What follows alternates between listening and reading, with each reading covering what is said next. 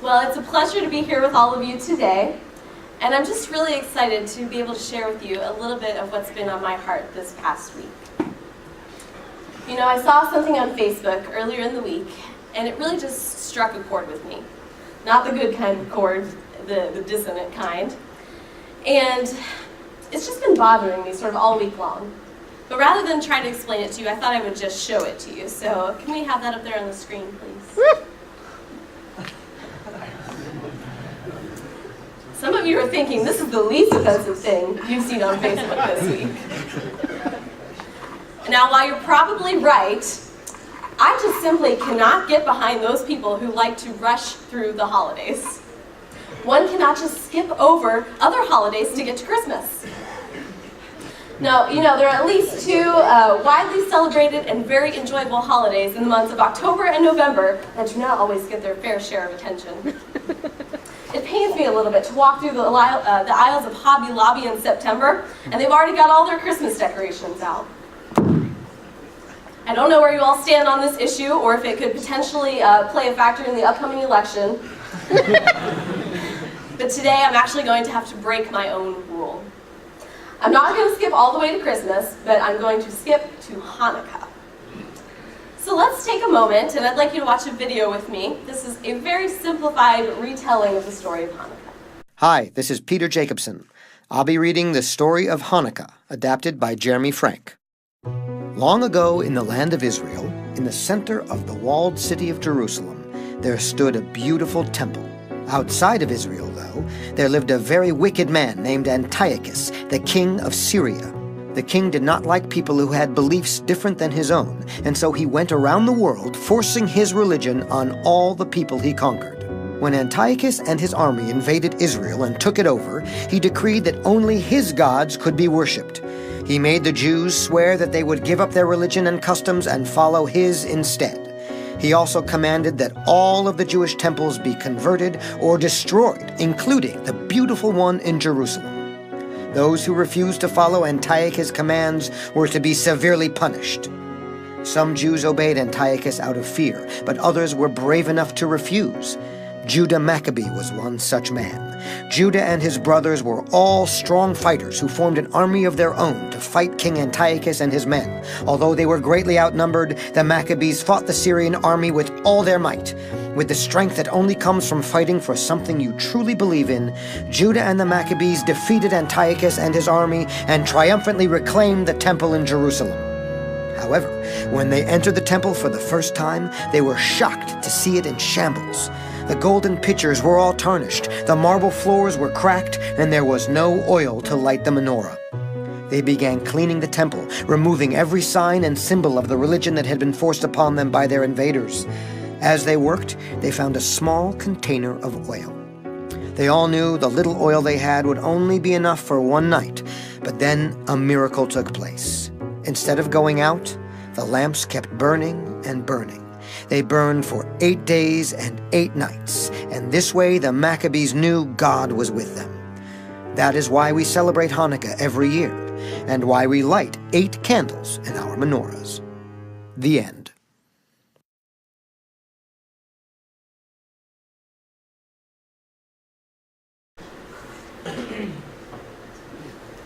Many of you are wondering why it looks like 9. I learned it's because one likes the others.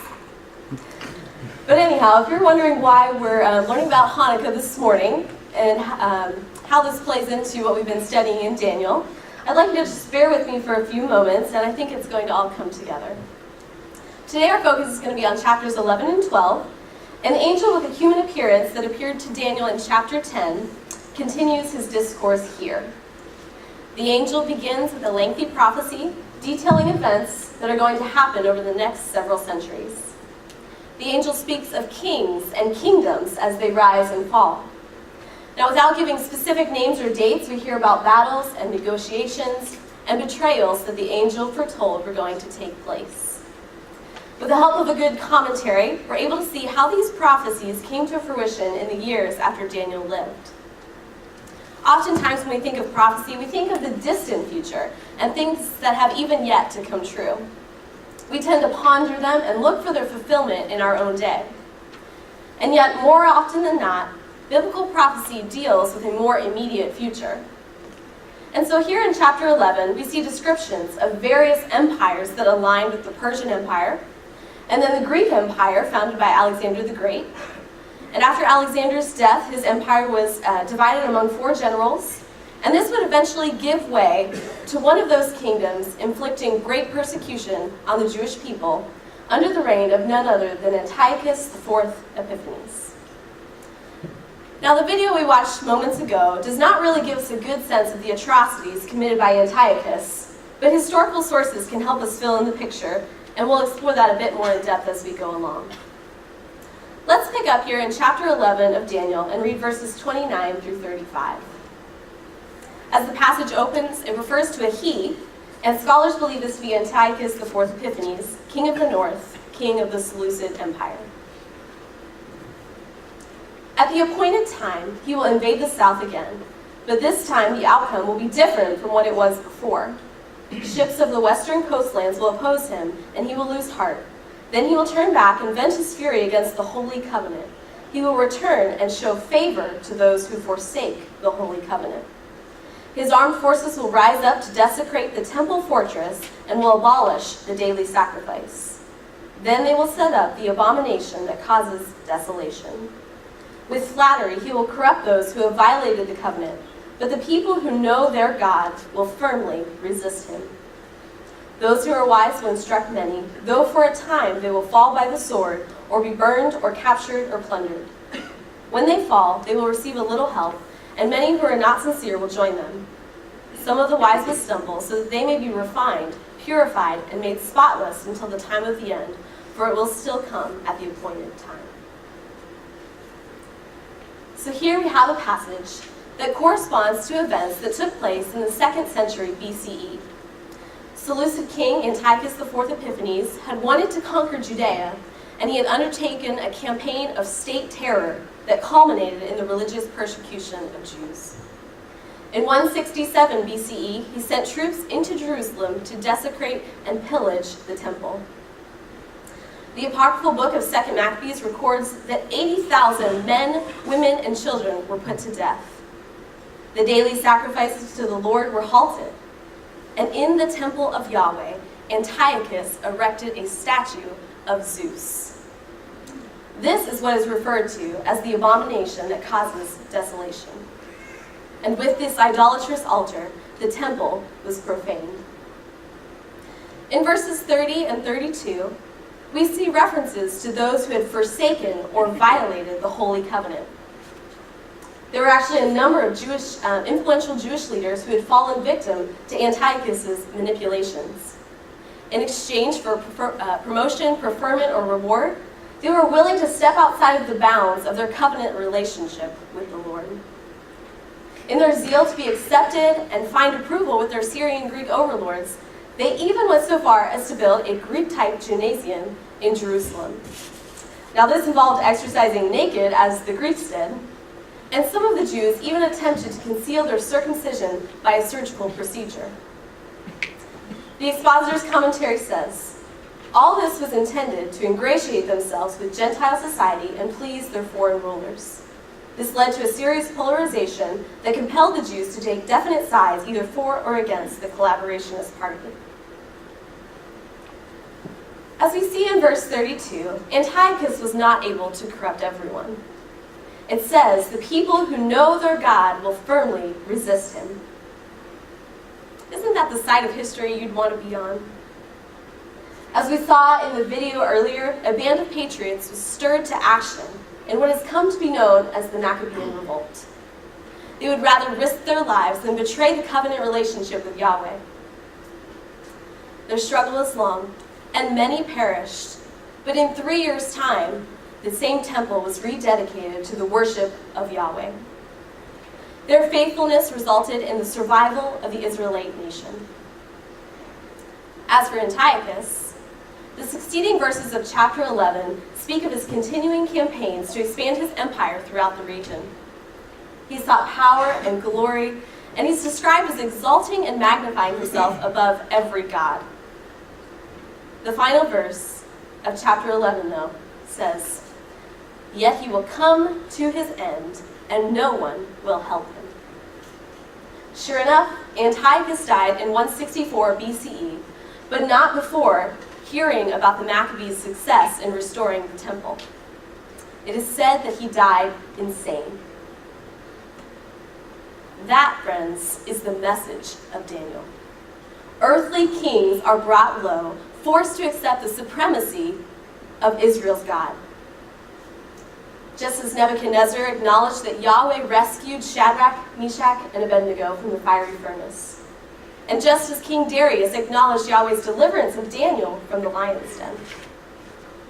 The sovereignty of God is unquestionable, undeniable, unfailing. Now, in a time of unspeakable persecution, the book of Daniel was composed as a message of hope and encouragement for the people of God.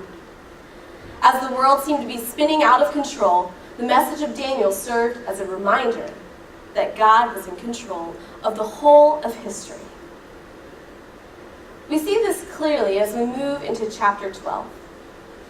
The angel, having foretold the times of the king of Persia, through the wars of the Hellenistic kings, to the time of persecution in Judea, now he finally moves to the intervention of Michael, protector of Daniel's people. Let's read together in chapter 12, verses 1 through 4. Here the angel says to Daniel, "At that time, Michael, the great prince who protects your people, will arise. There will be a time of distress, such as has not happened from the beginning of nations until then. But at that time your people, everyone whose name is found written in the book, will be delivered.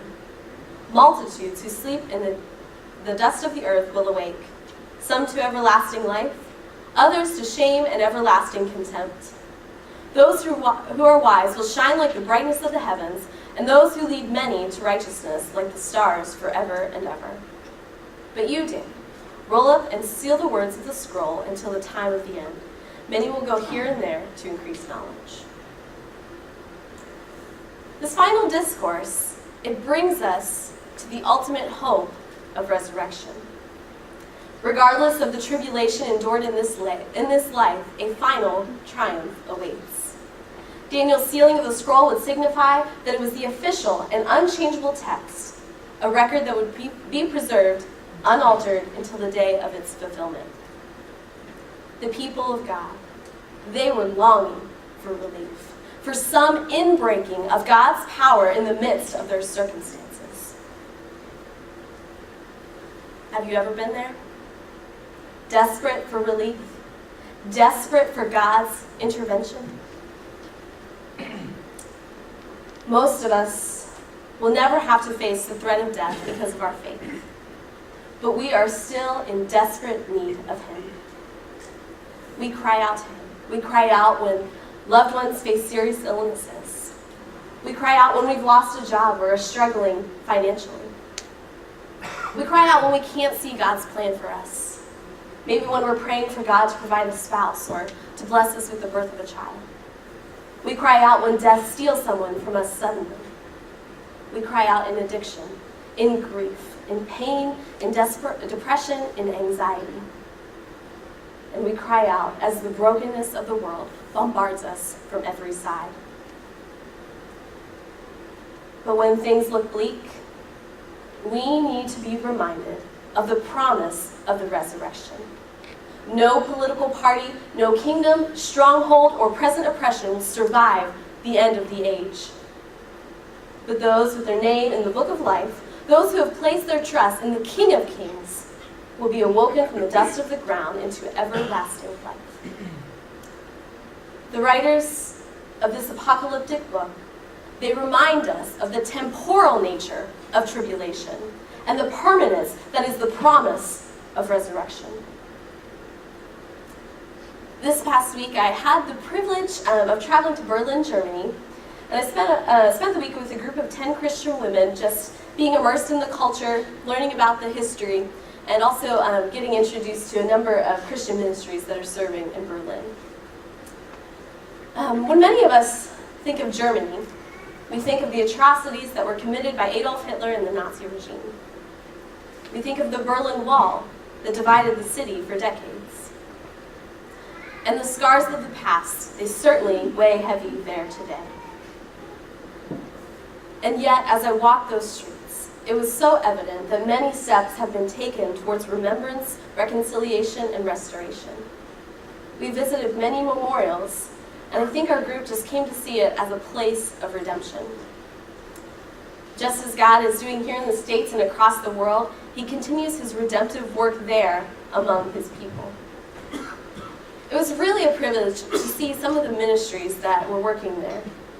Several of the ministries we interacted with are working with women in prostitution, sex trafficking, or other means of sexual exploitation. It's a very serious problem in Germany because prostitution is legalized, and in many ways it's become normalized. One of the ministries we worked with is called Alabaster Jar, and they're a group of Christian women from various nations, backgrounds, and churches in Berlin that want to see women in prostitution healed and restored. They regularly visit the women that are working on the streets, and they offer friendship, support, and opportunities for an alternative lifestyle. One evening, several of us were invited to go on a prayer walk while the women of Alabaster Jar were doing their ministry on the street. We were sort of in the background and just trailing along the 7 or so streets that were in the red light district. And we were just covering them all in prayer as they were speaking with the women, many of whom they had been developing relationships with for months or even years. Now, the leader of Alabaster Jar, who was guiding our prayer walk, would tell us their names and sometimes even pieces of their stories. And it was just absolutely heartbreaking. For me, it was really overwhelming, and I was just shocked by the sheer number of women that we saw on the street and how big of a problem it is. At times, I didn't know how to pray because it just seemed so pervasive and so insurmountable. There's laws that need to be changed, and the culture needs to be changed, and there are hearts that need to be changed. And of course, not just there, but here too. The brokenness was so vast, and my prayers felt so insignificant. Then I would look, and I would see our leader. Her name was Lynette, and you could just see that she had a sparkle in her eye.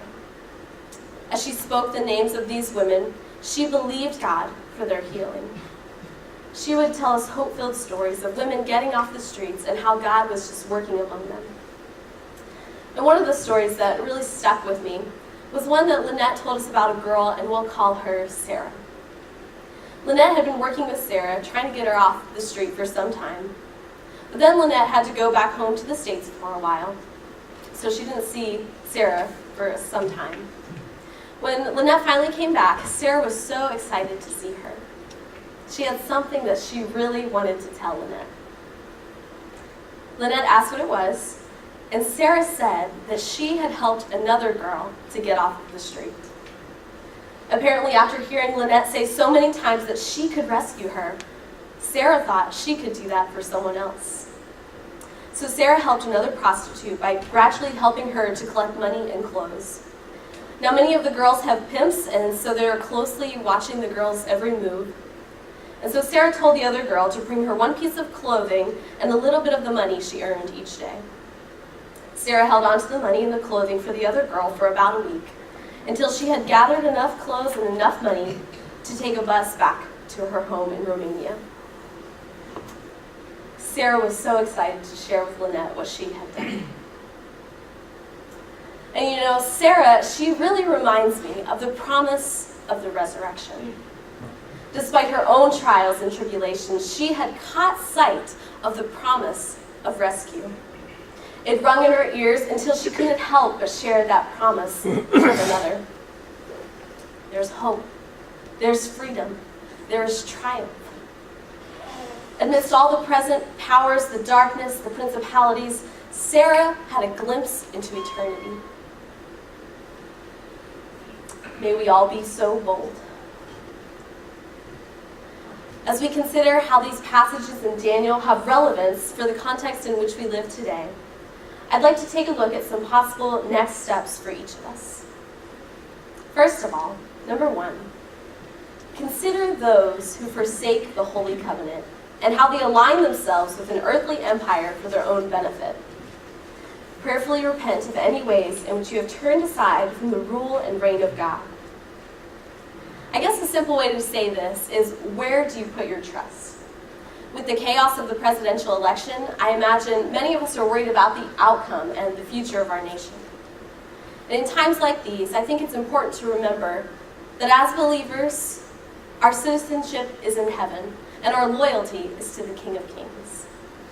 Throughout the book of Daniel, we see the humbling of earthly kings and the destruction of earthly kingdoms. If your trust lies in political leaders, money, safety, and security, or anything other than Jesus Christ, then we've just got to realign ourselves with God's Spirit. Number 2, when life seems overwhelming or there are circumstances beyond your control, pause to contemplate the sovereignty of God. Take a few moments this week to recall and reflect on one or more ways in which God has demonstrated his faithfulness to you. How has God revealed himself to you thus far? What difficulties has he carried you through? What stories of faith can you tell as a reminder of God's sovereignty? And finally, number 3, pray for those who are suffering and look for creative ways to point to the hope of the resurrection. As those who have received God's grace and taken hold of his promises, who do we know that needs to hear some good news? Just as Sarah was creative in leading someone into freedom, how can we point the way to better things that God has in store for those who are hurting? What needs can we meet to give people glimpses into eternity? The tribulation will soon be forgotten, but the triumph, that lasts forever. Would you all pray with